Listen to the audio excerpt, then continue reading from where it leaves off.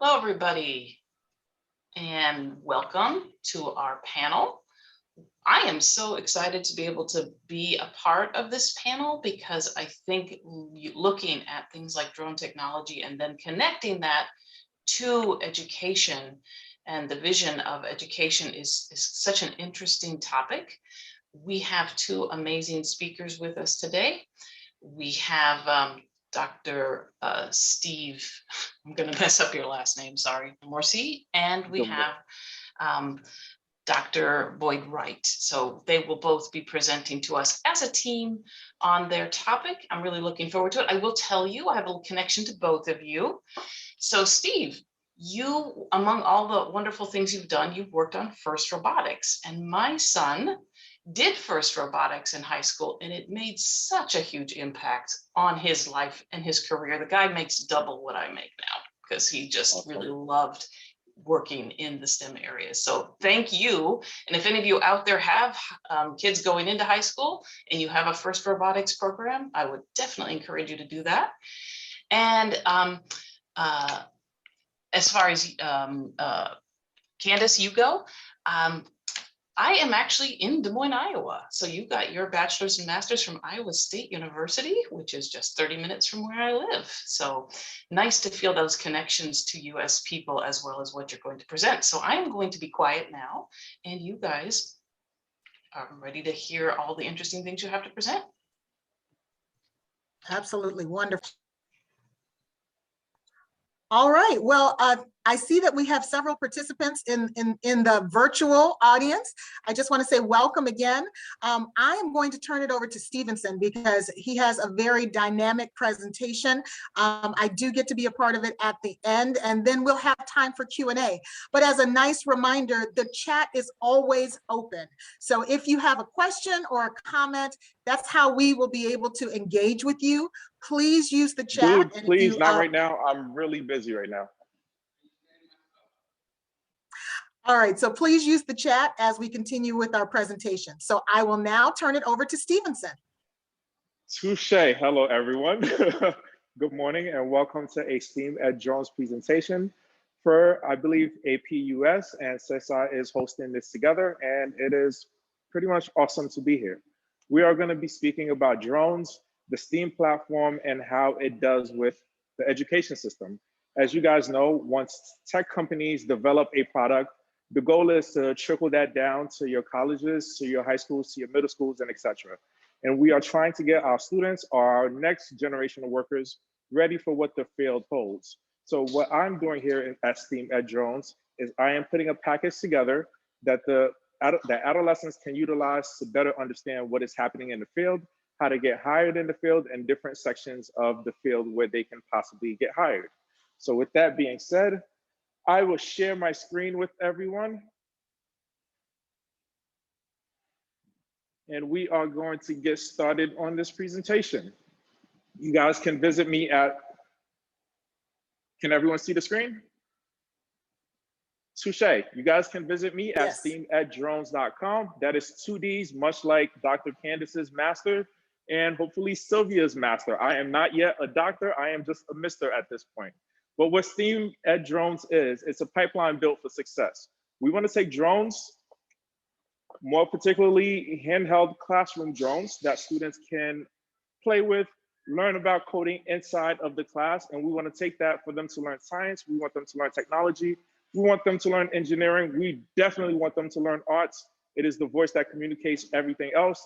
And clearly mathematics is an area in which pretty much, I don't know a school or a student who has not struggled in mathematics. So we do a lot of that. What I specifically want to take you guys through is what a STEAM lesson is. If you strictly teach math, you are not a STEAM educator. If you strictly teach technology or any of the separate aspect of STEAM, that is not what STEAM is. How I would best explain it is, for those of us who remember what the Power Rangers are, which is a group of 5 superheroes that, you know, dress up in different colors and go out to fight villains and etc. They all have their sort of Zoid, which is like a robot that are all phenomenal. But when the robots come together, they're called a Megazord. And what the Megazord is able to do is defeat bigger, more challenging enemies. So that is exactly what the STEAM acronym stands for. So what does a STEAM lesson entail and what should go into a STEAM lesson? I am going to take us as an audience through an understanding of what goes into a typical lesson for STEAMedDrones. Before we get started with the lesson, I will ask everyone to go run and grab yourself a sheet of 8x11 paper. It can be from the recycled, it can be your old schedule, whatever it is that you have, you need a 8x11 sheet of paper. We will be building a paper airplane to talk a little bit about how to utilize that since we all don't have a drone to fly back and forth. So much like a typical classroom, or rather in a typical classroom, you have your warm up, your objective, you have your guided practice, you want something for students to do independently so they have mastery, and then you want to see what that looks like as a group collaborative participation. And of course, you always want to close things out with a 5-minute wrap up just to make sure everyone got at least one fundamental point together. So for this condition, we have our paper airplane. We'll let this presentation serve as our workbook. We're not going to do painter's tape. I will just be asking participants to stand in one section of the room, launch their paper airplane, count how long it takes to get to the ground, and that will be what we use instead of painter's tape. The goal is to conceptually and procedurally understand speed, and learners, hopefully, your demonstration of learning will come from the paper airplane that you're able to do fantastically, and it will also come from you being able to complete this activity. Fair enough? So formative assessment, true and false. For regular people like you and I, if we have a drone and we want to fly it outside, according to the FAA, commercial drones must fly at or below 400 feet. So that means do not pass that Class B airspace. That is what that is called. So as we get into it, our current industry and do now. So these are some of the current fields within the drone industry.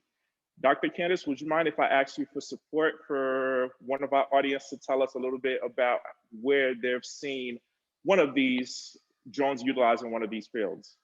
Absolutely. So we have 28 attendees. So I don't want to call on someone per se. Maybe we can all use the chat. So we'll have Stevenson repeat the question and please provide your answer in the chat. Now, if we don't see answers in the chat, yes, I will start calling on people. Okay. So one more time, Stevenson. Oh, I see answers already now. Delivery of medical capabilities. How about that? Thank you, Charles. Charles, thank you very much. Emergency relief is definitely part of the drone infrastructure. Whether you're delivering a defibrillator or a care package, that it is critical and saves time. Yes, Dr. Kandis? We have a couple more comments. Real estate is another comment. Drones have been used in agriculture to survey crop conditions. And one person asked, could we repeat the question? Yes, the question is, clearly we have all these fields, but how specifically have you seen drones used in some of these fields? And there are a lot others that I did not mention, but this is a blueprint. The Air Force, insurance, real estate, clearly property recording, land surveying, roof inspection. So where have you seen drones utilized in these particular categories? Hayden said military intelligence, and Charles said looking for missing persons. Emily said water runoff detection, and Felicia said delivery. Absolutely. I believe there was a restaurant in either Iowa or Florida that started doing food delivery during the pandemic utilizing drones. So these are all the fields that we need to get our current body of adults, students, etc., ready for to better launch what the next century looks like pretty much. So as we get into our activity here, we're going to do something collaborative virtually. At home, you're doing this independently. So the goal of this, again, after we finish building our paper airplane, we are going to launch it. We're not going to record the data today. We're going to guesstimate the data today. But the goal is, as one person launches, we record their flight time, and they do that about 3 times, and we do that for a group of up to 5.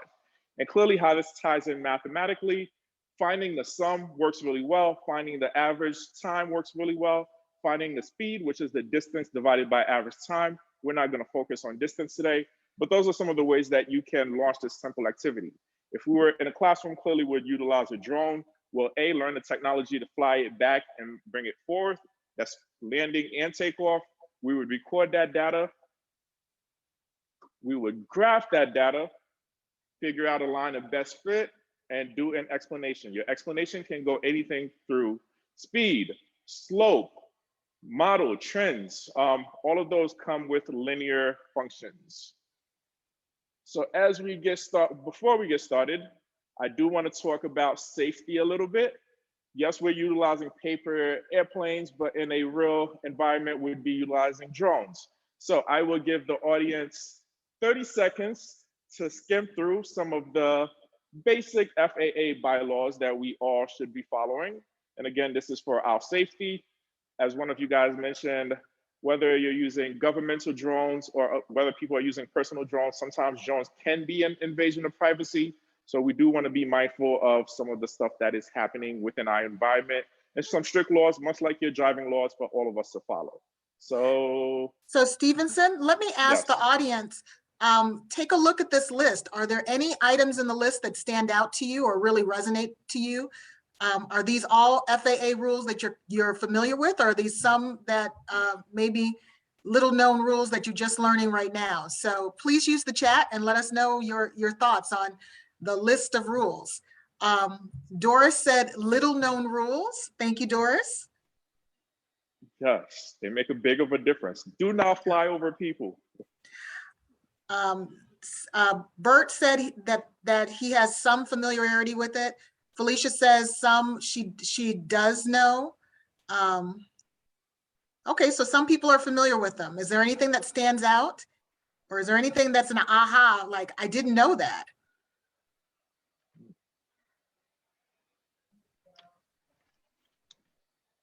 Touché. All right, I don't see anything in the chat. Do I need to, let me see if I need to start calling on people. Hold on one second. All right, so how about Nicholas Pender? Do you want to tell us what you think? What about Wes O'Donnell? Tell us what you think as well, and you can use the chat. Nick says cannot fly over military bases, so that was one. Absolutely. We have another comment. I'm somewhat knowledgeable of the rules. What do you do when you see rules being broken? Great comment, Kathy. Stevenson, do you want to answer that? As a, this is a two-level question. As a responsible person, as a concerned person, if you see anything happening with a drone that makes you particularly uncomfortable, or anything that is pretty much harming anyone, or a drone specifically, say, is being flown next to an airport and clearly there's a crash might happen, or a drone being flown next to, like, you know, railroads and trains, and clearly that can go sideways, we kind of want to try to contact the FAA as soon as, you know, humanly possible. That is what we as a civilian should do. But much like driving a car and you see somebody speeding, if someone is driving the drone and they're not harming anyone, just go up and talk to them and say, hey, this is making me uncomfortable, as opposed to calling the FAA. Does that make sense? Like, it makes sense. Stevenson, before we progress, there's about a few more comments. I just want to make sure that you hear them, because I know you can't see the chat. So Selena said, registered drones before being flown. That was her aha moment. Yes. Kathy also said, I was on a federal park land and then a drone flew over a group. Bert said that he wasn't aware of prohibition on flying over emergency response efforts like fires. Charles said issues flying hazardous materials like blood products. And then again, Kathy said she's saying that there's gray areas, a few people walking by. How can you tell them when they program it to follow them? So in other words, you know, so it is like an ethical consideration that we're thinking of as well. So thank you everybody for those comments. Stevenson, I'll turn it back over to you. Yes, please. And thank you for that, Dr. Kandis. And you guys are all absolutely right. Clearly, there's companies out there, especially the one in Africa that does blood delivery. The name sort of skips my head off the top of my head, but those things are sort of concerns, right? When we see someone program a drone to follow us, if you program a drone to follow me, if it's a rock, if it's a garbage can, whatever I could find next to me, I am taking it and I am hurling it at your drone. Just because you should not be, your drone should not be flying over me. It should not be, and especially if it's targeting me, clearly that's gonna put me at high alert, because I don't know if you're a friendly drone or not. So I will ask questions later. and defend myself first, clearly because you're in violation of the rules. So my safety is now a primary concern for me. So as you guys mentioned, a bunch of those things, yes. If a fire is happening, do not bring your drone out there to fly the drone. Let law enforcement and etc. handle that part. They have specific drones that can go in and monitor some of those things. Your goal as a pedestrian is to get out their way as much as possible. Does that seem fair, Dr. Kandis? Touche. So Absolutely. as I mentioned, we talked about, since we do not have little drones to fly indoors, or if you do have a little drone, you can totally use it for this activity. I will ask everyone to grab their 8x11 sheet of paper. Whatever type of paper you have works fine for me. I am a visual guy when it comes to building things. So that means YouTube, like YouTube University, like it's an official university. So if you struggle with building paper airplanes, definitely go on YouTube University and learn how to build it step by step visually. We're gonna show you a print material of how to build the paper airplane visually. So that is, we want to fold vertically one time in half. Make it as symmetrical as possible. Once you finish that vertical, you inwards, you want to open it, and in the back, you want to fold your two corners inwards to the center. So where the vertical line exists, you want to fold one corner of your paper there, and you want to crease the edges, and you want to do that for both sides. Make sure both sides are facing the same way. So at the end, if you are with like pre-K to 3, you can start talking about houses and getting them excited. That's exactly what you're supposed to have there. So after we finish that, right, for the top section, we want to fold it and create sort of a box. So our rectangle now becomes a box. In other words, a box is a rectangle, but a rectangle is not a box. So this is what we should have now. We want to open that, and then we want to make, with the same part that you made your crease, where you see the dotted line, we want to make a second set of creases. And that will serve as the wing for your airplane. Your second set of creases should not be directly at center. It should be roughly midway.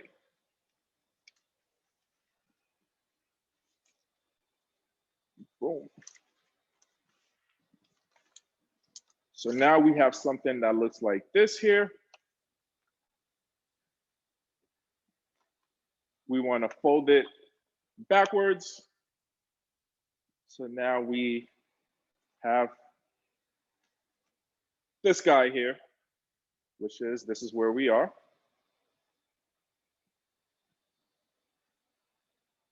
And where you see the dotted lines, we're going to make another crease. So we're going to take the edge of our paper while keeping it folded, and we're going to fold it directly to the center. You can pass the center if you want. It's all a matter of style of how you want your paper airplane to be. I'm going to pass the center a little bit by just a tiny bit. And then I wanted to replicate the same thing on the other side.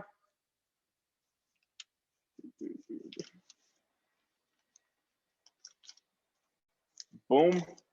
So you should have something that looks like this.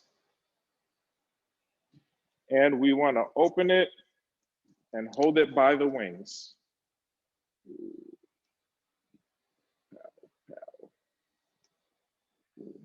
I think I'm close, but not, I mean, it's good enough. Yeah, paper airplane muscle memory, not as easy as riding a bike, but I got there. It's okay. Dr. Kandis, can we see how our audience did with rather a thumbs up or a thumbs down? Even if you came close, it's perfect. Okay, great. Yeah, good point. You can use the chat function, and you can let us know if you have completed your airplane. I know Zoom has reactions, but I think we're in presenter mode, so I'm not able to see reactions from the audience. So the question is, did anyone get their plane done? If you did, use the chat function, please. We're going to keep moving, but I'll check the chat as we keep moving forward, okay? Touche. So right. There's no need to bring that up. So after your paper airplane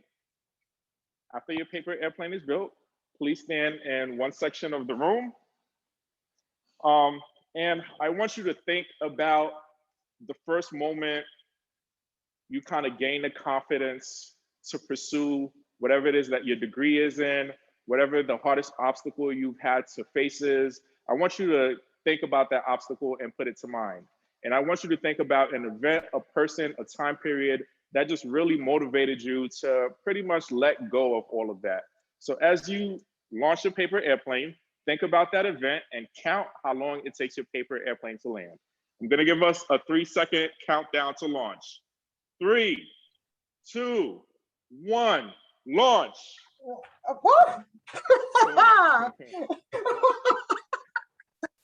Okay, you probably don't want mine, my number. But it looks like there's at least 5 or 6 people in the chat who finished their airplane. Maybe they have better numbers than me. Yeah, I think I should count mine in nanoseconds. It'll seem much longer than Exactly. It's your first trial, so it's awesome, whatever you got. Second and third trials would be better. You guys are welcome to take these paper airplanes and launch them later and work this activity with anyone to get them engaged in STEAM. With that being said, Dr. Kandis, can we ask some of our audience member for how many seconds it took for their plane to land? Sure, let's use the chat. So a couple of people are ahead of the game here. Kristen said she counted to 3. Wes said 2. Elena said less than 2. Selena said counted to 3. Emmanuel 3. Kathy 1 second. Look, that's longer than me. So I think so. So I'm seeing a range of 1 to 3 seconds. Touche. Yeah, Dr. Linda Sapp 1 second. Hayden 2.5 seconds. So 1 to 3 sounds like our range. Perfect. I like it. So in this category, there's roughly 18 people. The amount of people in this room, we would clearly record their data. We would add all of that up, divided by the total amount of people in this room, and that would be our sum. The total number of people divided by how many people in the room would be our average. So our average time would be 2 seconds here if we're going between 1 to 3. So and our speed, we all have different distances, so we will not count that. Or if you would like, you can make a general speed. So clearly, with something so simple, we can take it. Even as we're launching, picking up the paper airplane, you could talk about lift. As you're launching it, you can talk about anything from drag to acceleration, to gravity, to weight, or rather get more formal in terms of the 4 forces of flight. So as we're looking and finishing this lesson, we all stood on one side and we all launched. We all learned how to plot data. We all learned how to do some mathematical calculations. We all learned how to graph, and we learned how to talk about explanation. What does your speed tell you your first trial versus your second trial? What is your overall speed, and how does that relate? When we talk about lesson closure for this particular aspect, Dr. Kandis and audience members, I would like it very much if you guys would pick a real life scenario and try to describe, hopefully not something you've seen before, but if something you've seen before, then that's fine. Find a way to remix it. But the goal is to find a real life event in which drones can better serve our community. So for example, a student had mentioned that, hey, I like to go out and play with my friends at the park all the time, and we're usually playing basketball or something. And for me, I have asthma, and it would be awesome if my mom can attach an asthma pump to the bottom of the drone and send it to me, so that way, you know, safety first. So that was an example of his drone. Another student mentioned, hey, we do not need cops to, you know, survey cars and traffic speed. We can just send a drone to do that. And the drone would record the speed and just automate the ticket. We do not want that drone to be invented at all. That is a terrible, terrible idea, most typically for me on the highway. So, but that is, again, another great use of drones. That's more towards the government friendly. So I would like it, let's say less than a few seconds or a few minutes to just think of a real life idea and how drones would help that. And please type it into the chat. Okay, well, while we're waiting, I'll jump in. I'm a foodie, so I would love it if a drone could just deliver the latest meal to me wherever I am. If I'm in the park, or maybe if I'm, someplace off the beaten path, if a drone could actually deliver, your meal to you, I think that would be awesome. Kathy said, use a video of me on my one wheel. Okay, so she must have a unicycle. Hayden said drones can be used to look at wildlife you usually wouldn't be able to see in person. Bert said being able to see contours of a trail I'm hiking in a state or national park. That's awesome. That's awesome. These are great examples. Yes. I think we could do some incredible art with drones because we're doing the STEAM thing and I'm all about that science part. Art's a little bit harder for me, but I think drones could be used as a beautiful way to explore art.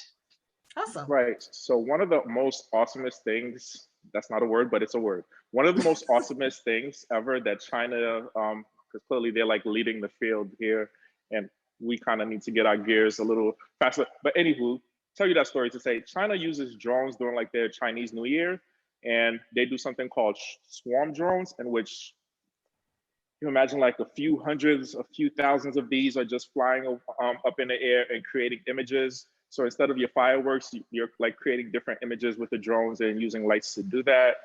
Some people have been attaching spray guns to the drones to create sort of artworks.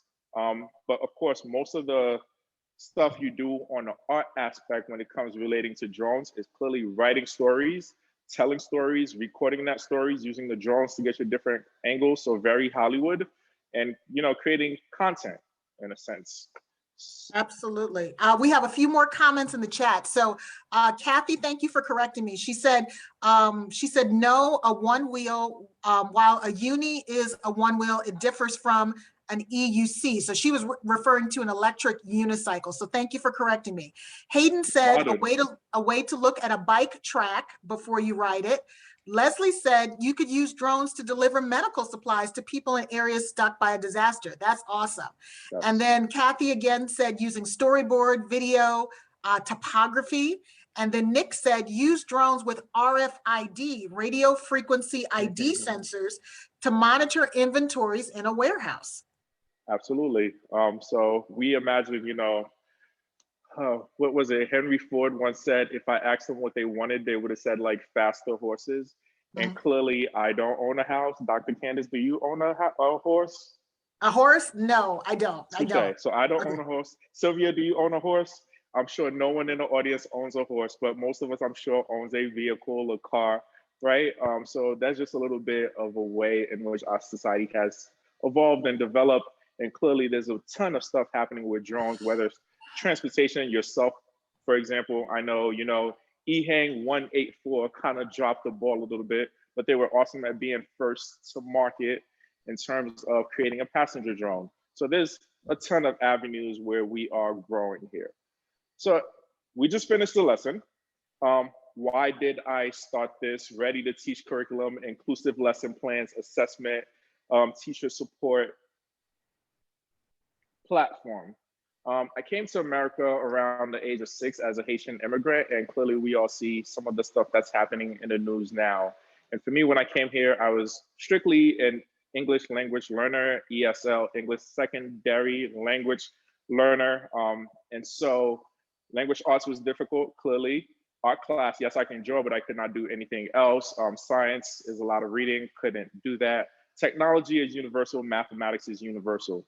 So I was able to take a little bit of those and pretty much learn A, the English language, and 2, the society that we're in. From that, I was able to learn the rest of the acronyms in STEAM.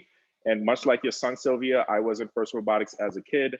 I did weather stuff in high school, middle school, captains, race cars, and I used the ELL to get me to general education to get me to honors to get me to advanced placement all throughout middle school and high school. So that was a little bit about my transition in terms of mathematics, robotics, you name it, biomedical symposiums. So this is something that affected me, the STEAM platform rather, something that affected me greatly as a kid. and added to my drive and my want to be successful and to challenge the boundaries of, you know, what is possible or what is not possible from my narrow vision.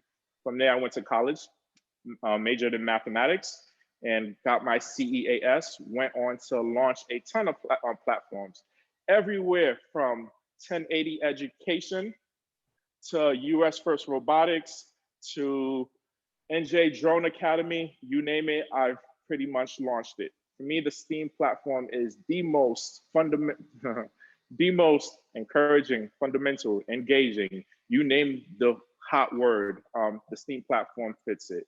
What we do, whether you're doing mathematics, coding, science, technology, engineering, arts, STEAMedDrones is here to give you sort of a micro universe of all those aspects so that you can find your footing. So what I really like, highly successful. I measure success in how engaged your audience is. Drones definitely do that. STEAMedDrones definitely do that. Social cognitive development, that is working in groups. You must learn how to collaborate, whether you're building a website, whether you're working on first response for Hurricane Sandy, Kathy, you name it. The social cognitive or social aspect of it is very important. To inform long-term curiosity. So with our drones specifically, clearly coding is one of those aspects. But when we get to, say, you're in 3rd grade or below, and someone places a cap on your intelligence level or your capability level. And to be honest with you, I don't like it for ELL, ESL, special education, general education honors. I do not like it when those of us who are more experienced in life sort of put a cap on what an adolescent can accomplish. It's not fair. Intelligence does not work like that.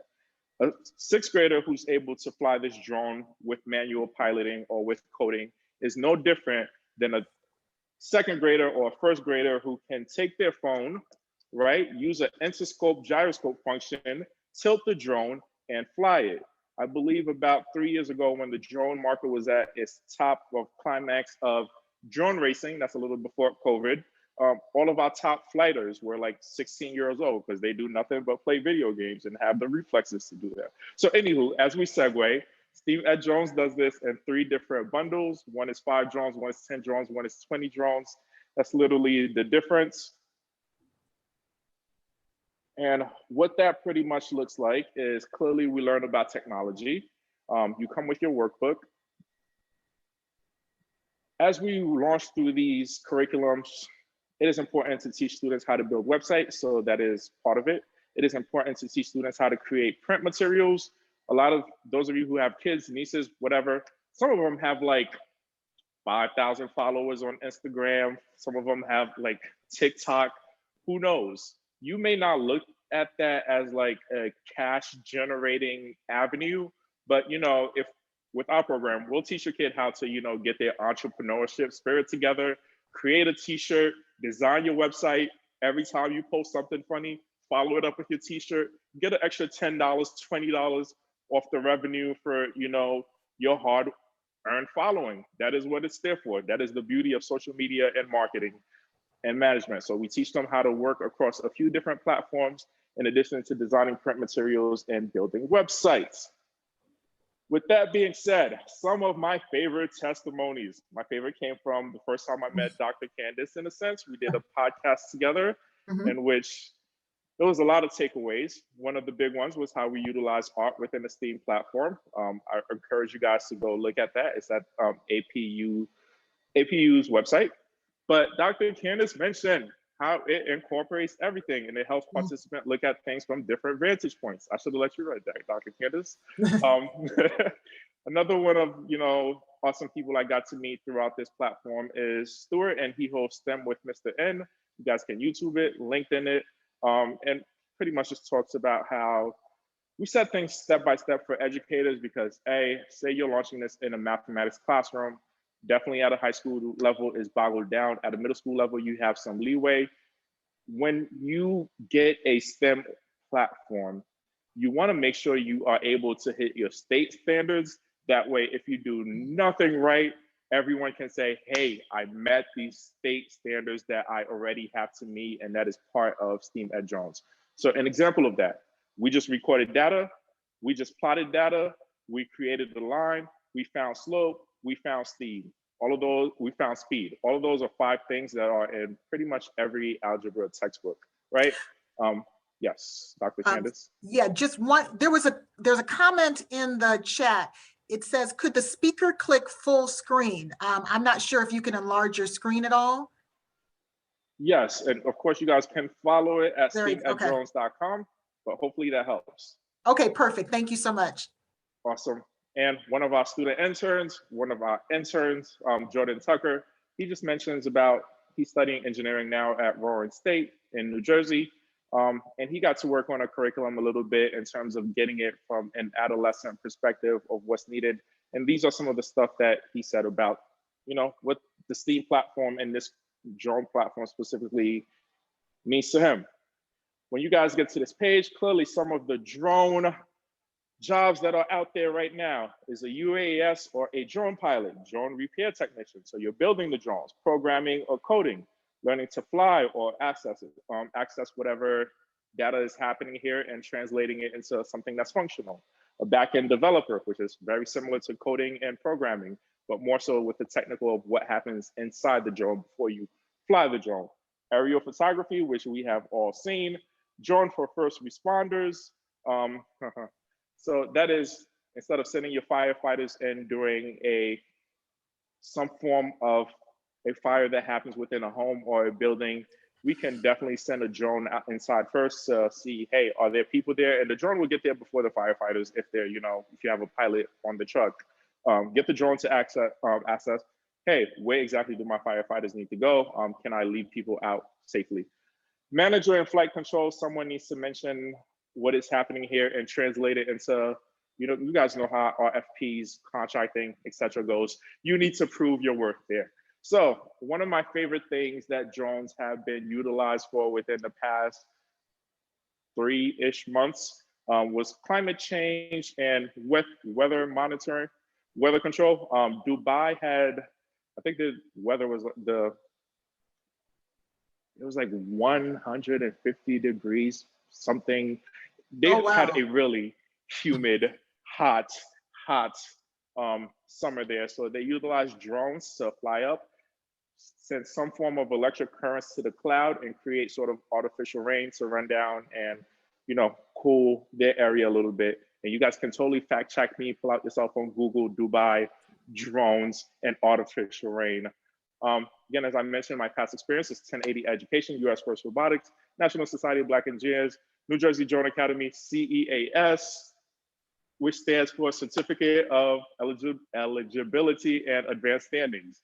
Fun fact, I've been certified for like 7 to 10 years. And you know how you kind of sort of forget your acronyms because like a million acronyms sort of hit you. So as I'm speaking yesterday to Dr. Kandis, she's like, what does CEAS stand for? That took about a good 2 minutes to go and figure out, hey, what are the acronyms in my degree? You know, what do they stand for? But anywho, light story. I mentioned a lot that goes into this curriculum and we may not understand the entrepreneur aspect. So I do want to sort of range how important this is in terms of your designing your materials, your social media management to work that as your side hustle. Especially if you're in college, you can easily build someone a website for like minimum of $3,000 and have that be your work for your college semesters as you're progressing your learning. So a lot of these skills that you learn from STEAMedDrones, they all come back into your real life. As I scroll here, we've talked STEAM. Clearly, this is a little bit about how we go into meeting with principals and interested parties. Clearly, everything starts with a relationship. But one of my favorite quotes, we all have our time machines, don't we? Those that take us back are memories, and those that carry us forwards are dreams, much like drones. So how do we look at the STEAM platforms? We have our jobs. We know what the jobs sort of require. We have an overview of how, this right here is an overview of what our STEAMedDrones program specifically, what lessons we teach to help you meet those job requirements. So for example, if we're looking at technology, we teach you how to pilot a drone 3 ways. One is manually, the other is coding, right? The last one is interscope or gyroscope. For those of you, that's you tilting your device and making the drone do all types of awesome things. For data, clearly we're graphing data. We talk about, point slope form, slope of a line, slope intercept form, you name it, that algebra aspect. And clearly when it comes to the geometry, 90-degree turns, you'll need to know that for coding, 180-degree turns, whatever your coding is. And one of the things I really love about, the curriculum, how we don't really learn calculus graphing until college. We learn, calculus C, in which, you have your XYZ plane and you're learning how things move towards the XYZ plane. And clearly you can easily do that with a drone because clearly you're going up and down, you're going side to side, you're going backwards, forwards. So that helps you tremendously in the classroom with understanding what is happening there. So let's talk about science. Some of the jobs or the career possibilities, climate change and weather control that we mentioned, assessing lands and anything after natural disasters. We talked to you guys about clearly FAA laws and regulations, what's happening currently in the industries. All those subcategories that you guys saw at the beginning for Do Now are topics we go in depth inside of the curriculum. So you get to learn exactly what has been happening in the field. So current industries of drones, various drone types, more specifically, the one that is mainly used is vertical takeoff landing. So that is when a drone can just sky up and take off versus, how airplanes fly. When we talk about technology, again, we mentioned the 3 ways that you get to learn how to fly a drone, in addition to learning about propellers, the boards, the chips, the sensors, the camera. All of that goes into how you become a UAS pilot or a drone repair technician, how you get started in terms of coding. We start off with block coding, but Python and all of that jazz is equally as important. Engineering, clearly autonomous drones is the next wave of the future, as Dr. Kandis previously wrote in one of her articles. I will try to reference the specific article, but she talked about how right now we are in Mars, and NASA has the Mars helicopter drone and all the work that has been doing. Dr. Kandis, you're the better person to give a overview of this, please. Yeah, no problem. So as Stevenson said, I have presented podcasts on this topic as well as written articles on this topic. And for those of you who actually listened to our keynote speaker this morning, Colonel Collins, she actually said, because she's an astronaut, she said more and more technologies are becoming fully automated, from launch vehicles to robotics to drones. So she said there is a need to be able to access challenges in a remote setting. And so the skills that Stevenson is teaching this next pipeline of students directly relates to drone technology, but also applications of drone technology as well. So did that help, Stevenson? Yes, absolutely. Thank you, Dr. Kandis. So you guys can totally check out the rest of the acronyms. Clearly, arts and mathematics. I believe, Sylvia, you mentioned something about art. So let's talk about art, because a lot of us tend to, the word is not struggle. The word is not, we tend to have a very broad perspective of what art is. And so we want to, we don't want to discourage you from any aspect of art that you are pursuing, because there is a way to do all of that. So for example, you have your kid in the house who's playing video games like all day, every day. Your kid takes the video game that he is playing. He does a voiceover to that video game and is now commentating or giving commentary on what's happening in that video game. So then he takes that and then he edits it further. Title, ending, music, themes, you name it, all the bells and whistles that you need for an awesome video. Then you take that awesome video, you post it online, right? So your kid can clearly create an online stores for their own marketplace. So that is part of the way arts is being used. And clearly the best way to do some of your screen recording is to utilize a drone to follow yourself, not another person, but use a drone to follow yourself as you're speaking. Think about how awesome this presentation would be if I could sync my laptop to my drone and use that as the camera that follows me around while working on the board, speaking for the future. So again, some of the ways our curriculum specifically touches on that is by giving you all those skills that I just mentioned. And of course, we do the aerial photography, so you know what your shots are, and we do the drone design. As I mentioned, aerial photography, let's see if I can show you guys this sheet here, which is the same sheet you would use to know where to stand when you're, flying your drone. So we have, I would turn it, but that's a lot. We have clearly a linear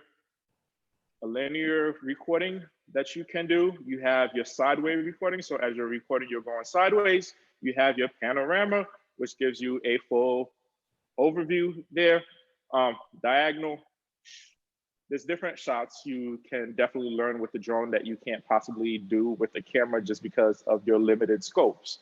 So that is one of the ways we touch into the STEAM platform. Also, when we talk about mathematics, it is also very important because, again, a lot of students struggle with mathematics.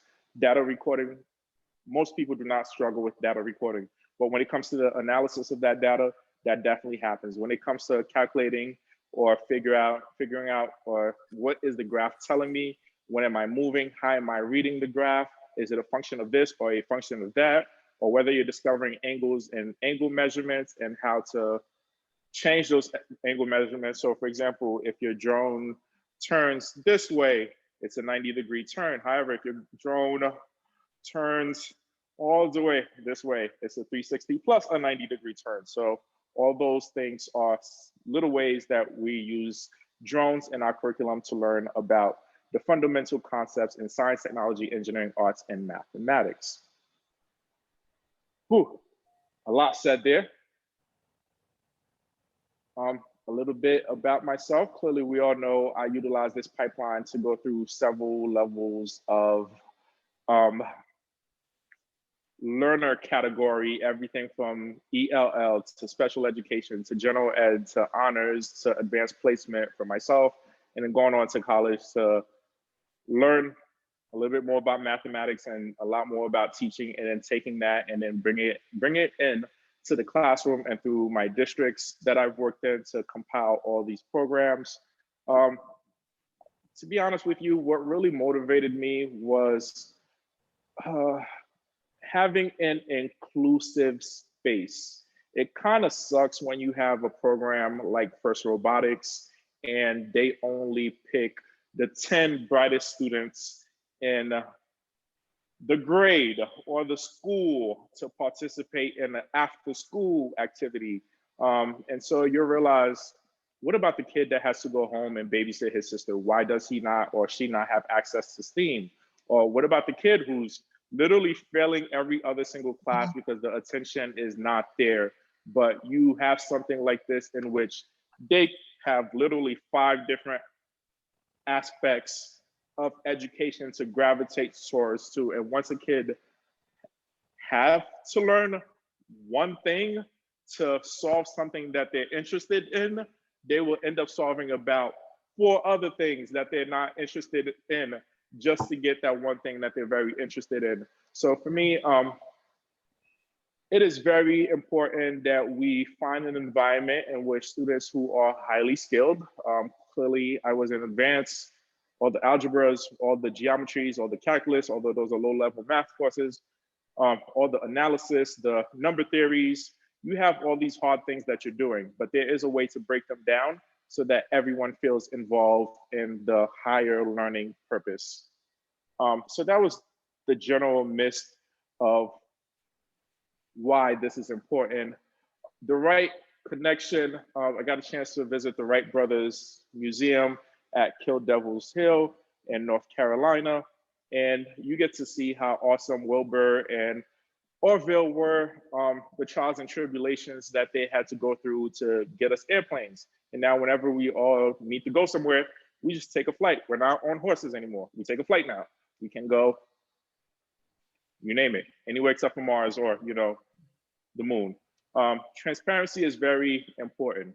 Clearly, science, clearly mathematics are two of the big industries that shut women out of the learning process for like a while. So for example, what that means when we're talking about the Wright brothers, their mother went to college, got a tech degree, was very technical, but it was their father who was the breadwinner. Their mother didn't have the opportunities to, you know, show her full worth, right? But she taught her boys how to reverse engineer, and because of that, we have airplanes. Similar with Katherine Johnson, as you guys know, she is the human calculator for NACA or NASA nowadays. And she pretty much got us into orbit, which got us to the moon. And clearly we're on Mars now. So when we talk about the drone industry is like, you know, less than 5% of the certified licensed drone pilots are women. I find that to be, we're dropping the ball all over again. And so, yes, I'm a good person to talk about motivating girls in STEAM. Can I segue to you, Dr. Kandis? Can you talk to us a little bit about how to motivate our young ladies in terms of the STEAM platform? Yeah, well, absolutely. I'll tell you a little bit about my background. So I'm very proud to be a professor at American Public University for almost 10 years. I started in 2012. And before that, I was in the STEAM industry. My background is meteorology and hydrology, and I spent time as an operational forecaster, as well as disaster management, and also even satellite development as well. And what you said, it hits the nail on the head. I think you said 5%. In drone technology. I could say that I remember those same numbers when I was in the STEM field, that it's very rare to see someone who looked like me, you know, someone who was young, someone who was female, and a person of color. And so for that reason, you know, now that I'm at American Public University, my research is AI and transportation. And when I used to teach transportation, I used to say transportation was the top 5. What were the 5 aspects of transportation? That's rail, that's roads, it's oceans, it's transportation by air, and then also the 5th one is pipeline. But as we're seeing, and especially with this conference, we've got a 6th one that's emerging, and that's space. And so what STEAMedDrones can do is that it can fill that gap. I'm going back to that quote that I heard from Colonel Collins, our keynote speaker, where she said more and more things in space need to be done remotely.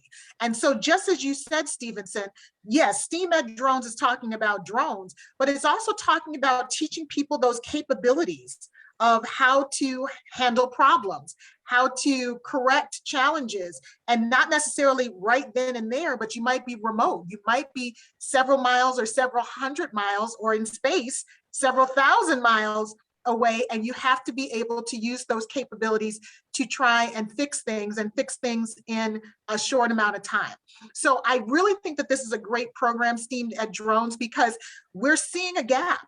We're seeing a gap between the STEAM careers of the future and those who have the capabilities and the know-how and the expertise to do those jobs. So as this gap increases, what are we going to do? And especially as a country, I mean, I'm sure Sylvia, as you know, I'm taking some words out of your mouth here, but you know, this is what we need to prepare our future for. And so as a professor at American Public University, I'm looking to Stevenson and to programs like Stevenson's to create that pipeline of future students that are going to come to American Public University and start filling some of these STEM, or as I like to call it, STEAM careers. And representation matters. And, you know, we just had STEM or STEAM in the news when we had the flight by Dr. Proctor. And for those of you who aren't sure who Dr. Proctor is, we just had a launch into space, and Dr. Sian Proctor was the first African American female pilot for the Inspiration 4 mission. So if you're not familiar with Inspiration 4, look up, Google Elon Musk, and there's a lot of footage on that. But the point is that representation matters. There's plenty of people that have the know-how to do these careers. We need to create the programs and the pipeline and the purpose for them to do it. So as you can see, I'm very passionate about this. I think what Stevenson is doing is quite awesome. And I do know we want to leave time for questions. So I'm going to turn it back to Stevenson to wrap it up, and then we'll open it up for Q&A.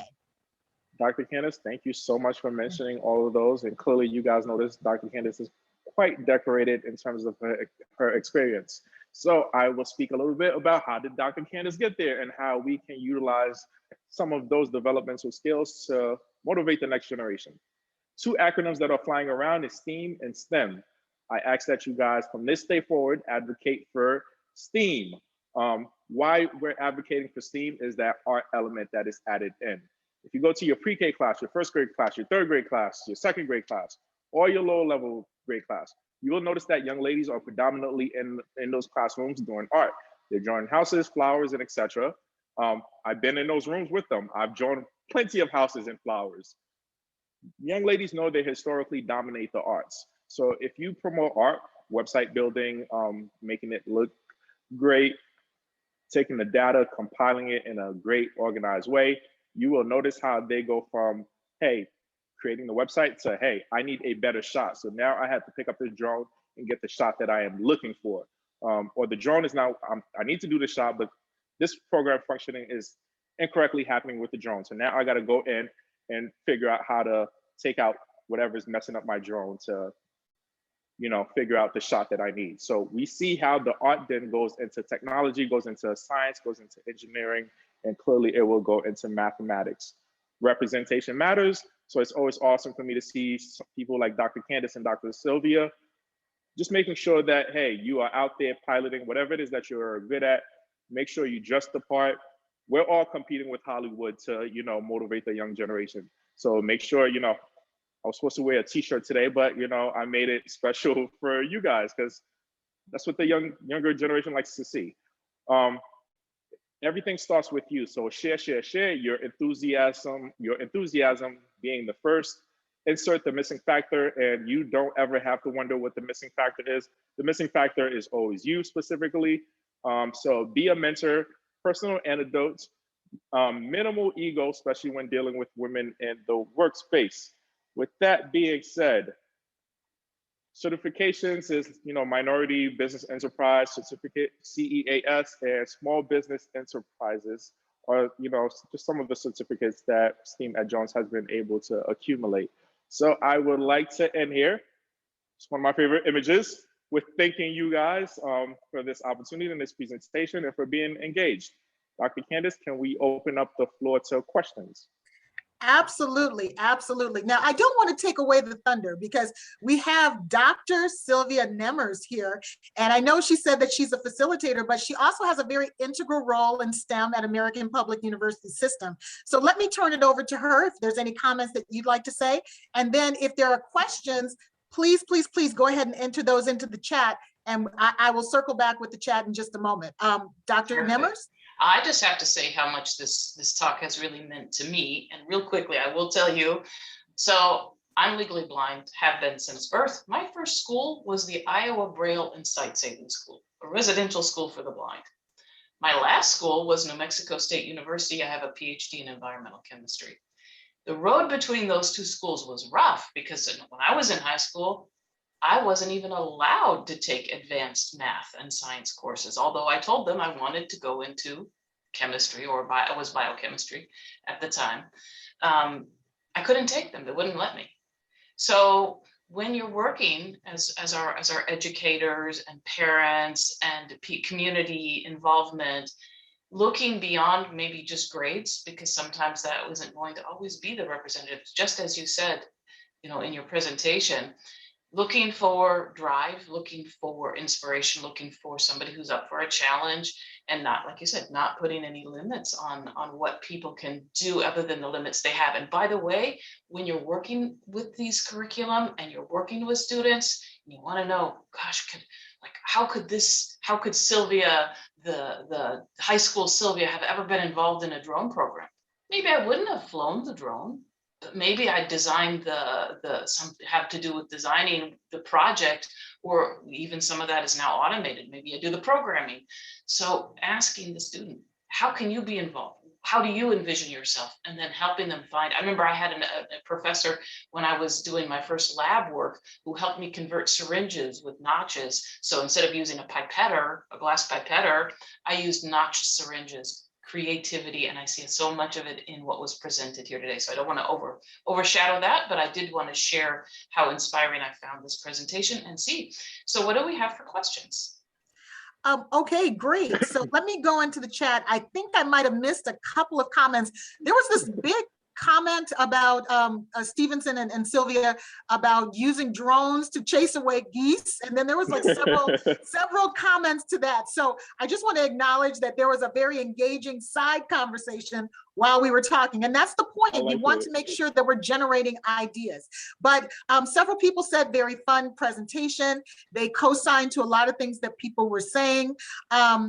Someone said, can this be reworked for older people, such as people over 40 who are trying to get into STEM programs? So again, I know we're trying to tap into the next pipeline of students or pipeline of workers. And I think that's an excellent point. We are thinking about youth. And at the same time, there's so many people who are pivoting and they are going into a new career. We've seen that with the pandemic over the past 18 to 20 months. And there are some people who might be interested in a STEM career and they're not in elementary school. So I want to say thank you so much for that comment, Felicia. Okay, a couple more comments. Kathy said, how do you dress the part for this? I'll let Stevenson answer that in a second. Kathy also said, go NMSU, that's New Mexico State University. Go APUS, thank you. Kathy said, yes, Kathy said, I'm all for inclusion. Teamwork, everyone can contribute. And then let's see. And then she said, yes, lifelong learners. So thank you for saying that to Kathy. So I think the only question I saw in the chat, and I'll turn it over to Stevenson, was how do you dress the part? Sweet. So today I am very James Bond with a tux, not even a suit, and a white shirt. That is dressing the part. Yesterday I was James Bond-ish with a t-shirt, with a graphic t-shirt that, you know, was very STEMmy. And that's, you know, that's dressing the part.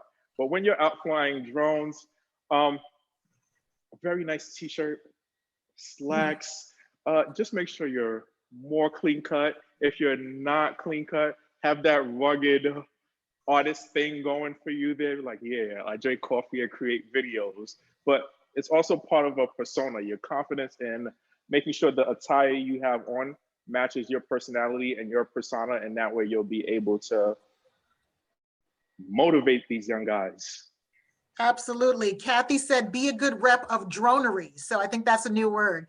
I did see a question from Nicholas. Let me comment on that really quickly. How far are we from having load-bearing drones on Mars? For example, upscaling the technology used to develop Ingenuity drone currently on the Ingenuity drone currently on Mars. So how far are we from having load-bearing drones on Mars? I may be wrong. The Mars helicopter drone that is up there now, it is carrying rocks and stuff and certain heavy stuff from station to station, no? That's my understanding. I'm going to punt to Dr. Nemmers. Sylvia, yeah. What do you say? That's what I've heard too, that it actually is about moving some of those sample collections to a station where they'll be sent back. Yeah, I heard that too. Okay. So the answer to your question was yesterday.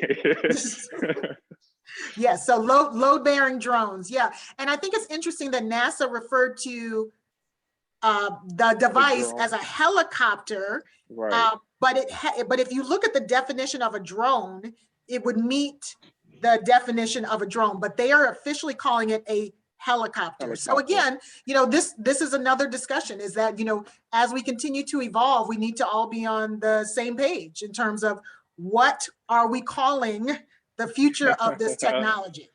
Right, absolutely. So I have a real quick, if there's not another one on that, we have a few minutes left. In a practical sense, Are there drones that are affordable? So if you're trying to even put together a program where you encourage students, maybe an after-school program or something, are there some drones that are more affordable, that have the functionality they need for your program, but are affordable for people? And as well as maybe some companies want to people to do drones, they give you some student discounts. Any practical advice there? Yes, everything I do is practical because Lord knows I hate it when I get a piece of technology or any form of anything that resembles a gift and I cannot use it. So yes, everything I do is pretty much, yes, all of our drones, you can use inside of the classroom to learn everything that I mentioned. So that's the drone, that's the textbook, and clearly it comes in 3 different price points. Ah, okay, you have specifics, cool. Yeah. Now, I hate to be the bearer of bad news, but I have a time of 12:31. And Daniel, maybe you can let me know specifically what time do we need to wrap up? Because I know there's several great presentations and we need to stay on time. You have about 10 minutes. Yes, 12:40. Okay, 10 minutes. Okay, so I'm going back into the chat. I think there was another question or comment. It says, Sylvia Nemmers, great idea on continuing ed after school, any programs possible is great, and the current technology. So Kathy was saying, good point for that. Emily said, suggestions for interested Instagram accounts related to drone and aerial photography, and she listed 3. So again, for those of you who are interested in this topic, you can click on one of those. Thank you so much, Emily, for that. And then there is a question. I'm scrolling up. Sorry, Justin, I just saw it. Justin's question is, what predictions are there regarding the application of drone delivery services? What predictions are there?